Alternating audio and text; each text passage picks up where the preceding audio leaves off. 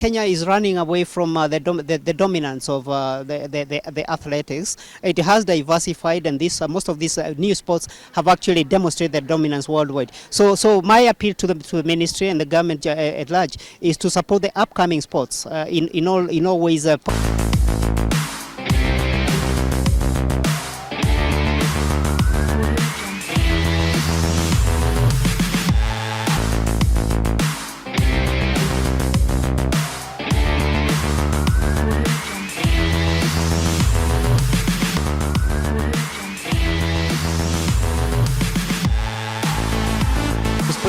Sports Eye Kenya. Sports Eye.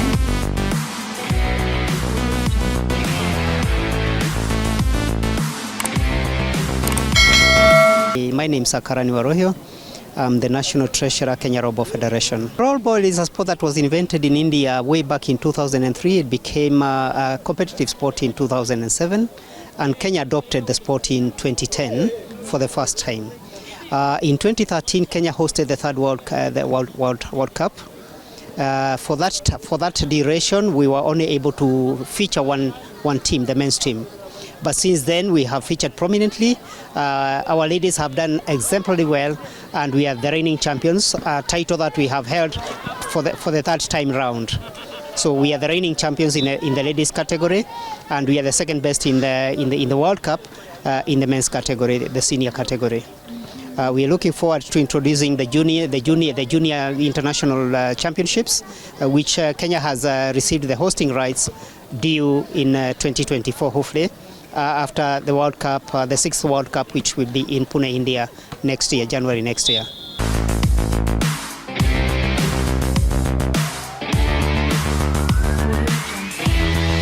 To a very large extent, we're introducing the sport in primary schools, and like you see here, most universities are actually represented. So at the university level, we have picked up very well. But we are looking to ways and mechanisms of introducing it into primary schools, and would want to get into negotiations with the Minister of Education to have it adopted as one of the curriculum courses in primary schools. That way, we'll be able to spread our wings very wide into when it is adopted into the syllabus, then we can have an easy rollout within the primary schools. But so far we have tumeshirikisha kids in primary schools and also clubs, independent clubs. So we are extending our wings in that junior category, and we're doing well. In fact, on the 29th of October, we shall be having some championships at the junior preparatory. That will be for the juniors. Sometime in December, we also expect to have a rollout of a national championship for the juniors. The dates, the precise dates will be communicated. Now we just concluded the East African Championships in June. That was in Dar es Salaam, Tanzania. We were defending our East African Championships because we are the African champions. We also we are the East African champions. We are also the African champions. Besides now being the world champions.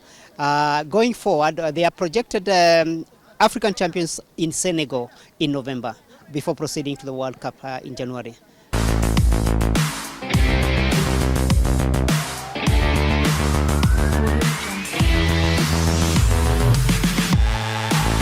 I would say that we have coverage around the country.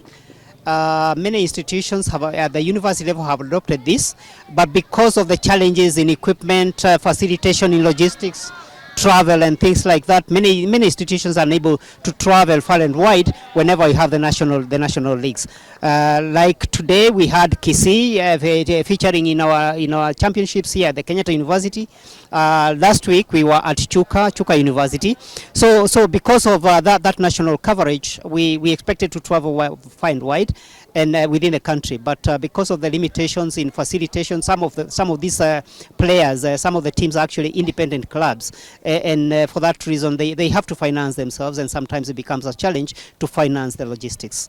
So largely that is it, and the other great challenge is lack of proper facilities.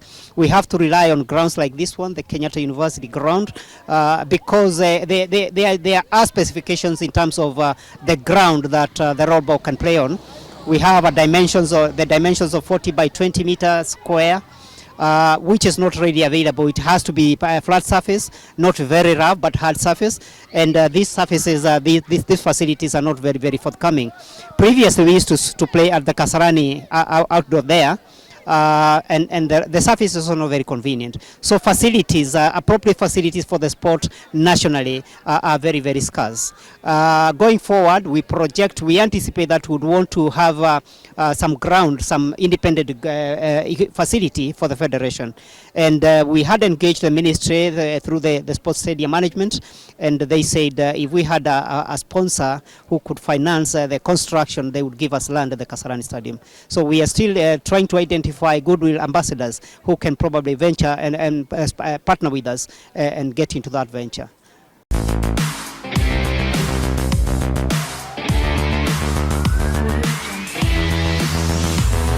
Importantly, I think, is to recognize that Kenya is running away from the dominance of the athletics. It has diversified, and most of these new sports have actually demonstrated their dominance worldwide. So my appeal to the ministry and the government at large is to support the upcoming sports in all ways possible.